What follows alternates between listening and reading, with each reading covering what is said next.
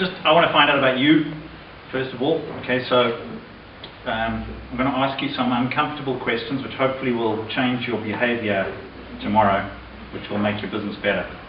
Okay, so we're going to do a little bit of exercise here, lifting our hands up. If we can all do that. So everyone who can hear me, please lift up your hand. Okay. All right, keep your hand up if you have a business or are starting a business. Okay. Keep your hand up if you have a website already. Okay. Keep your hand up if you have a way of measuring how many people visited your website last month, even if you don't know it right now, but you do have a way of measuring that, so you know that 1,000 people visited your website last month. Okay. Keep your hand up if you know how many of those visitors stayed on your website to go to more than one page. Okay. Keep your hands up if you know how many of those people that stayed on your website actually went all the way through your sales process to then either buy something online or fill out a form and get added to your mailing list, or to make a purchase, or to pick up the phone and phone you. Okay, so you people with your hands up. So let's everyone, do all. Okay? So let's do all. Yeah. Okay. So the people with their hands up now are people you should probably want to get to know. Okay. All right. So if you cannot measure what your business is doing, all right, online, then there's no way of improving it. Okay. I think it was Lord Kelvin who said it, but I think maybe Plato said it before in similar words. But what you cannot measure, you cannot improve. Okay. So the people in here that have a business, all right, do you measure how much money you spend every month on wages, salaries, how much your expenditure is on rent, how much you spend on advertising, etc.? Can you raise your hands if you do that? Okay, whoa. That's a bit worrying.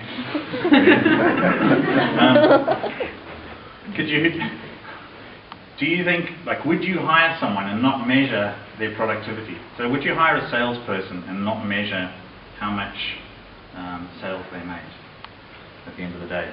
So you'd hire someone for a year, pay them however much salary, and then not measure whether they'd actually given you any return on your investment.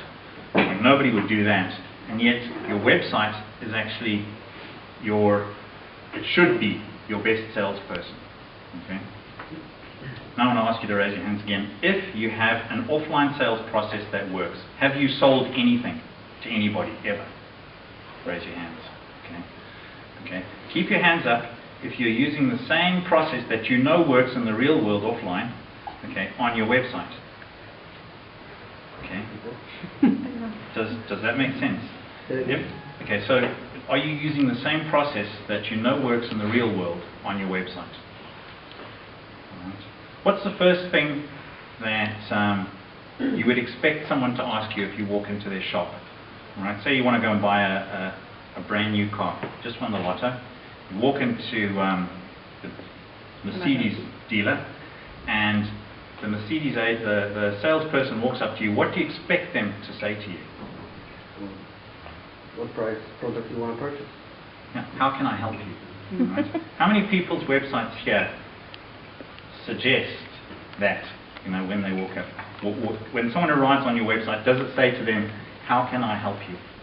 Or does it say, Mercedes-Benz was founded in blah blah blah by so and so? If the salesperson walked up to you and started talking to you like that, you'd think they were mad. It's like, no, I actually want to buy a Mercedes. I don't care, who designed the bloody engine. I don't care how many nuts it's got in it. I just want to know that the brakes, that it's a safe car, that there's, that it's got airbags. I know what those are, whatever. Right? I want to take my children to school and I want to look really flash. Okay? Because I just won the lotto. I'm tired of driving my old, 20-year-old car that keeps breaking down.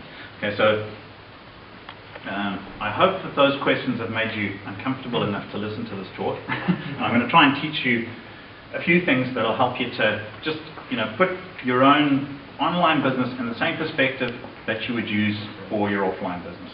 Okay, so this is a picture of Shop Street last week sometime. Okay, so these are your customers, right? People walking down Shop Street, real people, not clicks, not likes, not visits, not anything else, but people, all right? And those people, when they're searching for you on the internet, okay, they have a lot of distractions going on. If this was Google, and they just searched Google and they put in a general term like, shops on Shop Street. So now they have all the shops on Shop Street in front of them. And then there's some ads pop up. These guys with the signs saying, hey, don't look at these shops that are on Shop Street, we're off to the side. Now those ads aren't particularly great. All right? Like those wouldn't work very well as a Google AdWords ad, do you think? But those distract you away from Shop Street unless you particularly wanted a tattoo or you were interested in some old explosives. Right? But what it is that you have to stand out from that crowd on that first page of Google. People will walk past your shop front just as they will on Shop Street, unless you have something that they're looking for. All right? So you have to be saying, how can I help you? And not dragging them not tricking them to come into your shop, not trying to force them into your shop, and not imagining that the internet is some sort of different place to the real world. How you make decisions now is exactly the same way that you make decisions on the internet to buy something. You need to trust. You need to have some trust. You need to feel that there's some credibility in the shop that you're purchasing from, which is why Amazon does so well, because it's very hard to compete. I wouldn't go and try and open an online bookshop now, because what's the problem that I'm trying to solve? Okay? What's the problem that your business is trying to solve? Is it a problem that people are going on now to try and solve online and saying, I need to buy some books, but I don't want to buy them from Amazon. I want to buy them from Salvatore because he must have a much better, choice of books than Amazon could possibly have. So there's not a problem that would be solving. So your business needs to say, what's different about me, and how can I help you? So when you walk down Shop Street, there's lots of coffee shops, once you get down towards the end. What's the difference between them? What makes you go into one and not the other? All right.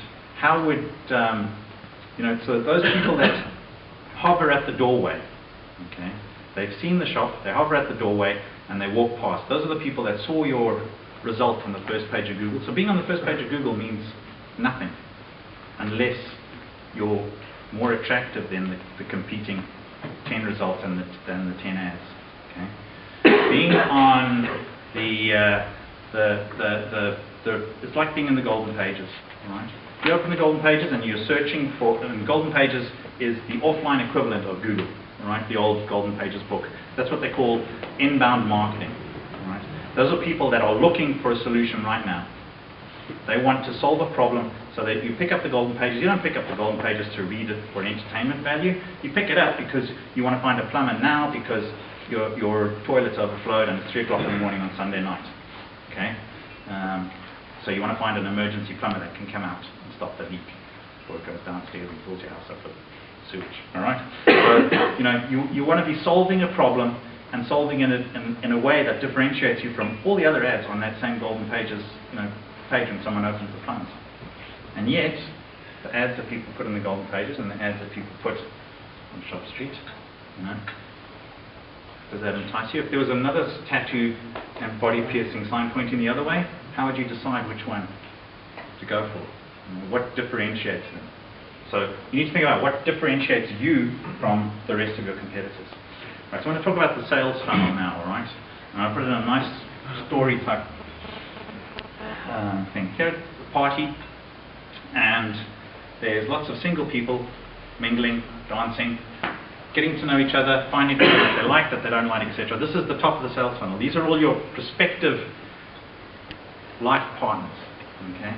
Your prospective customers, and this is the way you need to think about it. It's like a date, right? It's a long-term relationship that you want to start with your customer, and it starts here with what they call the top of the sales funnel. All these prospects, okay, in marketing, but they're people, right? With wants, desires, fears, lusts, okay, and they're wanting to be loved, accepted. Has everyone here heard of Maslow's hierarchy of needs? Okay, Okay, good.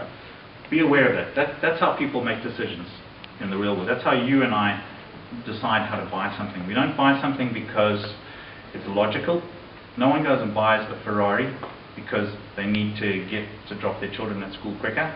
Okay, it's got nothing to do with and that's the same reason that people will buy a top end, whatever car, versus the one slightly below it. They'll make all these logical excuses afterwards, but the truth is, it's because they want to be desired, admired, accepted, okay, wanted, and that's what everybody that you are selling to wants as well, right? And they want you to tell them the story that is going to allow them to logically fill in that, that justification for buying from you instead of all of those other hundreds of prospective life partners that they could choose in that room.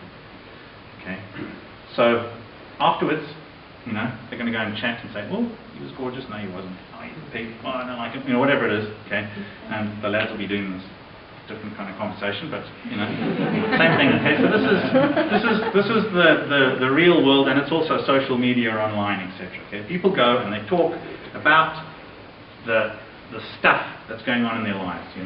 These, should I buy this car or that car? These shoes, that handbag. This, should I get this plumber or whatever? And people talk about it in the real world and online, and there is no difference. Okay, people don't behave differently on Facebook than they behave in the real world. They go out and they get drunk, they fall down, fall in love, they break up, they get married, they have kids, and all of that stuff is just exactly the same thing as in real life. So expecting that someone, because you can trick them into liking your page, is going to make them your customer, it's not. All right? And anyone who tells you, like, if I came into your shop and say you owned Eason's, all right, and I came in and said, "Listen, I'm a social expert. And what I want to do is I want to wear an Eason's t-shirt with little pictures of people that like Eason's. I'm going to go around all the pubs. I'm going to get more people to let me put their picture on my t-shirt and introduce me to their friends. And that'll, and that'll get you more sales, because the more, and look, and what we'll do is at the end of all of that, every week I'll come and you can count how many badges or faces I've got." Does that make any sense? No. All right. What would you want to measure? How many of those people came into Eason's and bought a book? All right. That's what you want to measure. Not the likes, but the sales that those likes generated, if they generate any. So my opinion counts for nothing.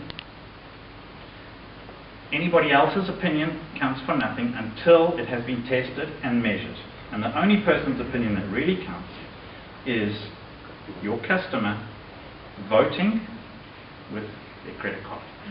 Okay.